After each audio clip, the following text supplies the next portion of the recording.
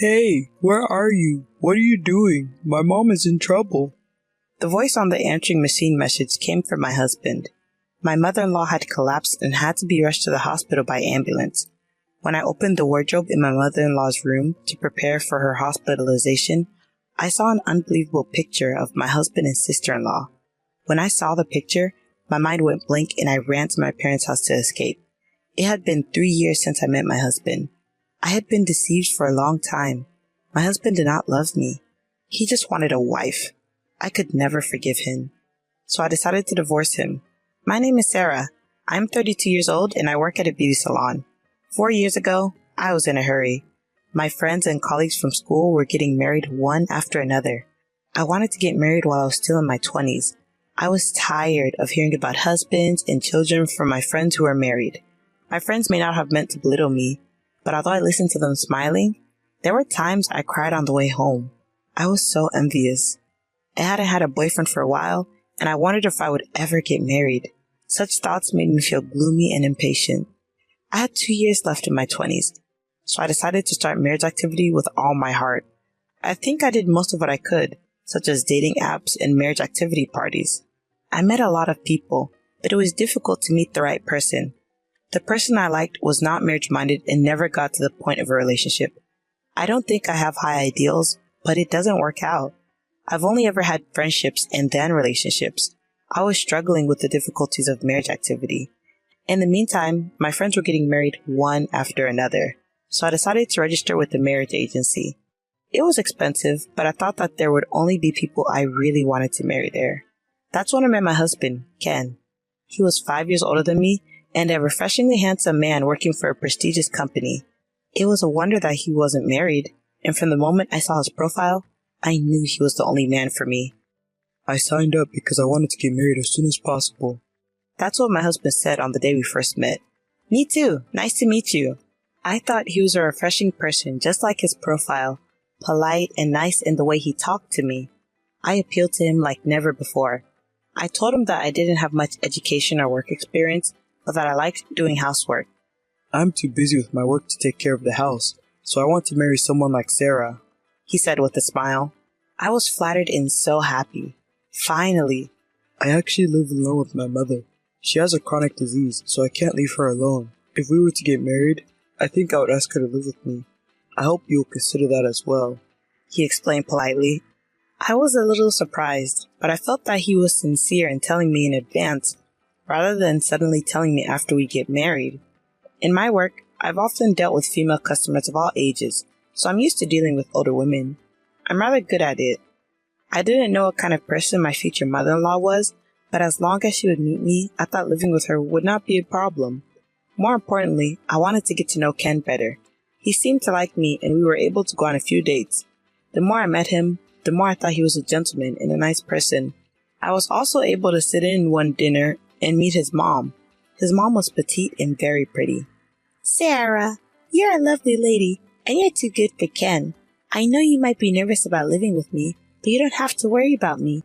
I have a chronic illness, but I don't need nursing care. Next time, let's go out for parfait instead of this nice restaurant, she said.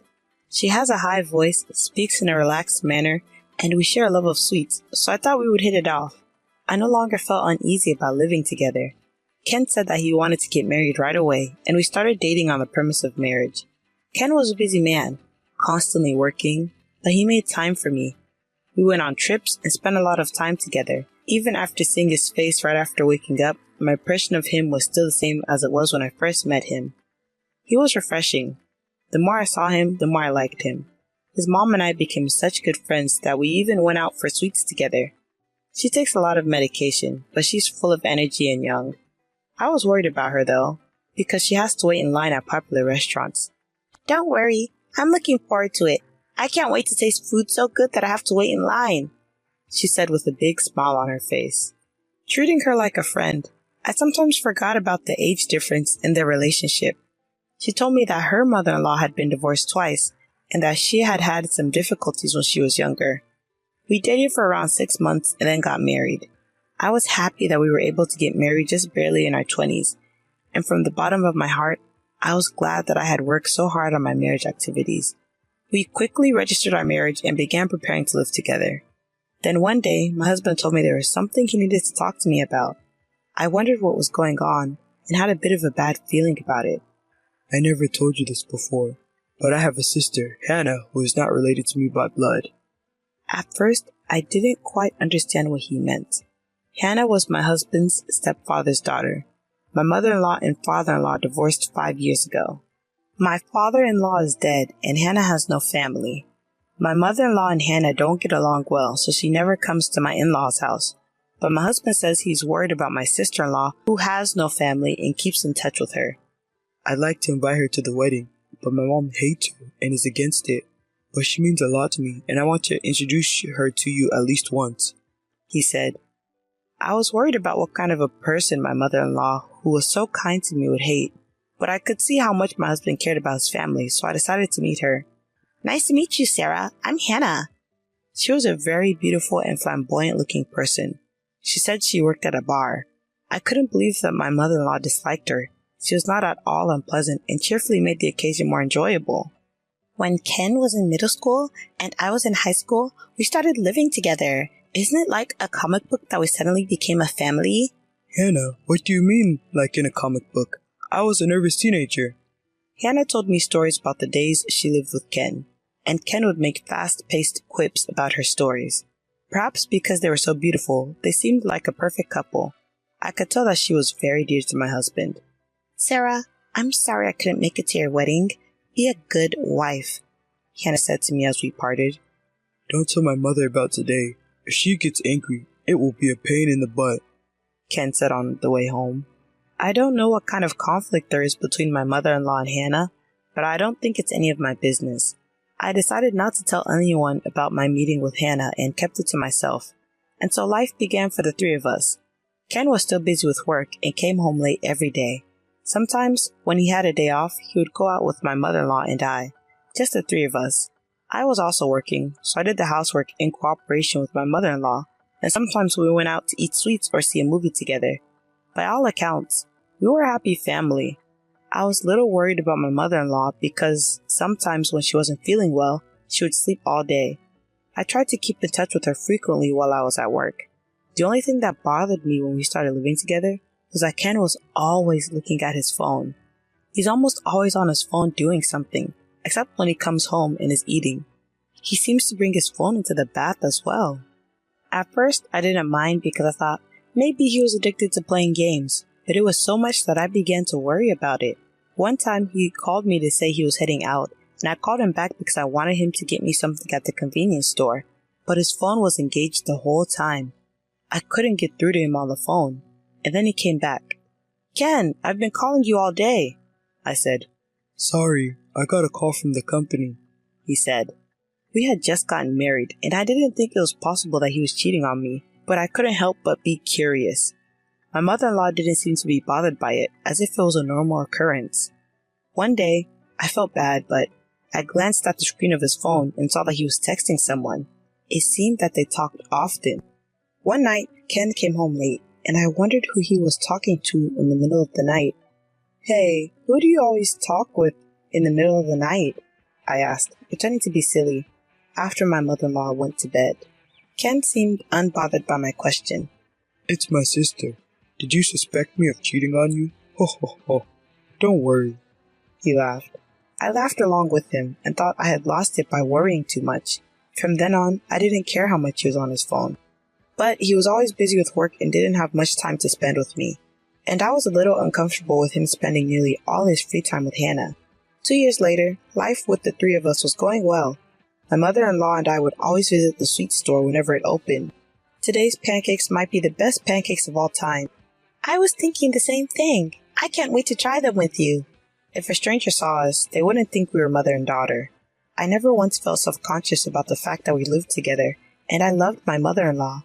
Ken is still busy with work and comes home late. He's on his phone all the time. I was used to it by now, and I didn't say anything.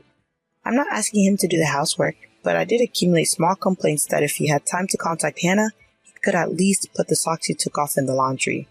However, when Ken had time off, he made time for our family, and he never forgot to celebrate our wedding anniversary or my birthday.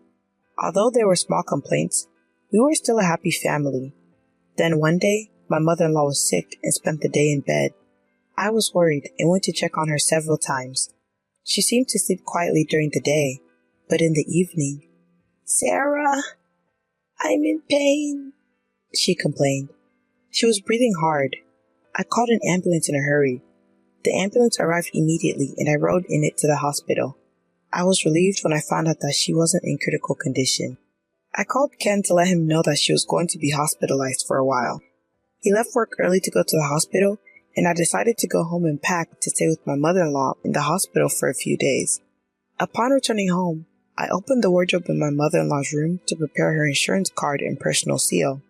My mother-in-law said they were in the top drawer, but I couldn't find them, so I opened the bottom drawer. Then I found a small box in there.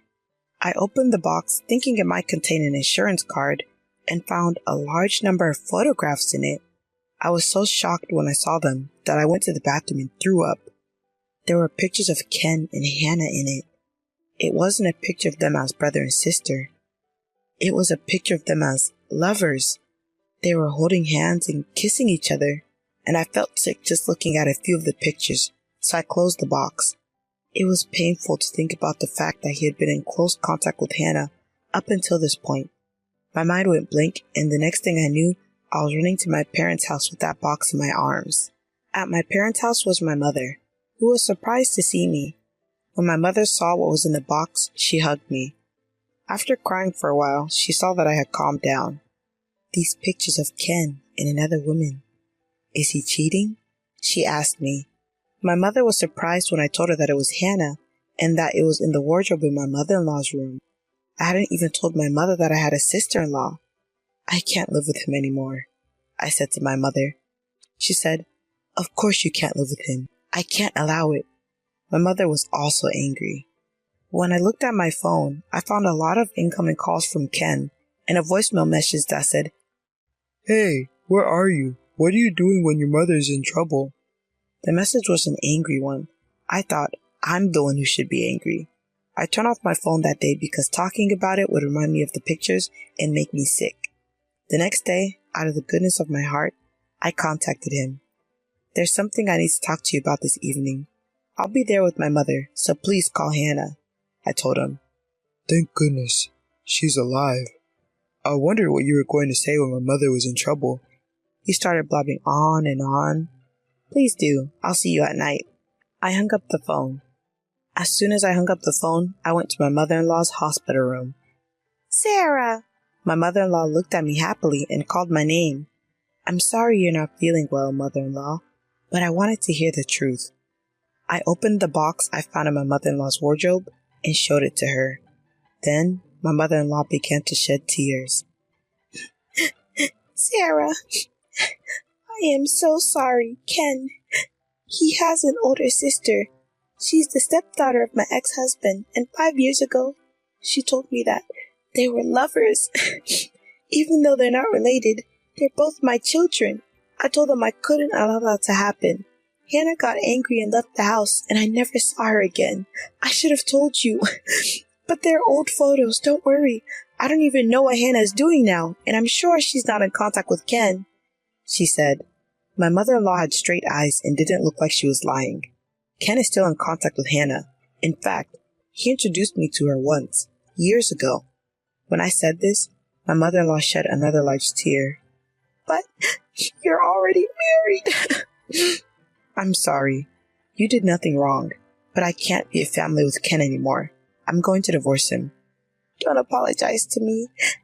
It's my fault for not noticing. I'm sorry," my mother-in-law said. I couldn't stop crying either. I left the hospital room and went to the house where my mother, Ken, and Hannah were waiting. When I arrived, they were all waiting for me. I sat down and immediately showed them the pictures. "You two are lovers, and I'm divorcing you."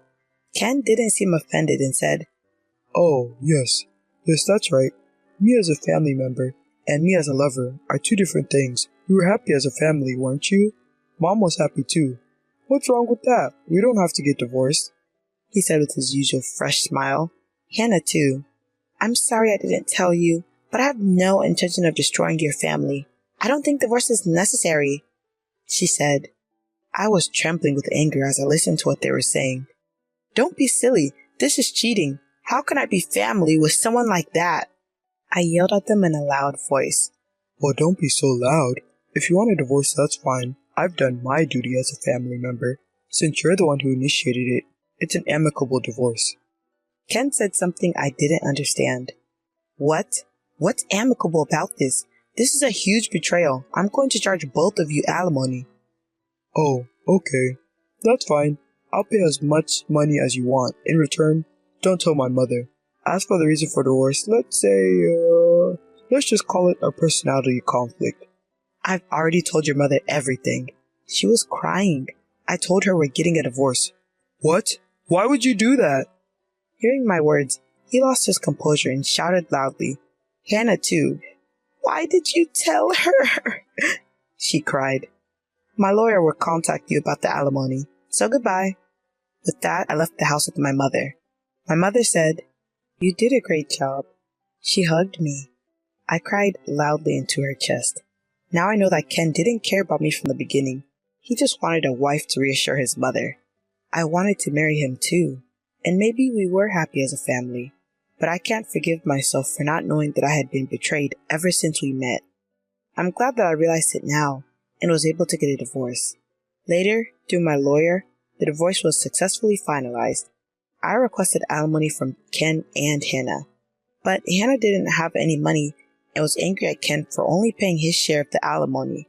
Their relationship soon deteriorated and they decided to separate. Hannah couldn't afford to pay the alimony, so she started working lunch and dinner shifts at the bar where she originally worked. After she was discharged from the hospital, my mother-in-law was angry with Ken and told him that if he sees Hannah even once in the future, she will cut ties with him. My mother-in-law and I still keep in touch and we occasionally go out for sweets. I'm relieved that she is out of the hospital and seems to be in good health. I now live with my parents. I'm busy preparing for the reopening at the beauty salon where I used to work. When things settle down a bit more, I'll start living alone again. I'm no longer envious when I hear about my friends who are married. Until the day comes when I meet someone wonderful again, I'll keep working hard.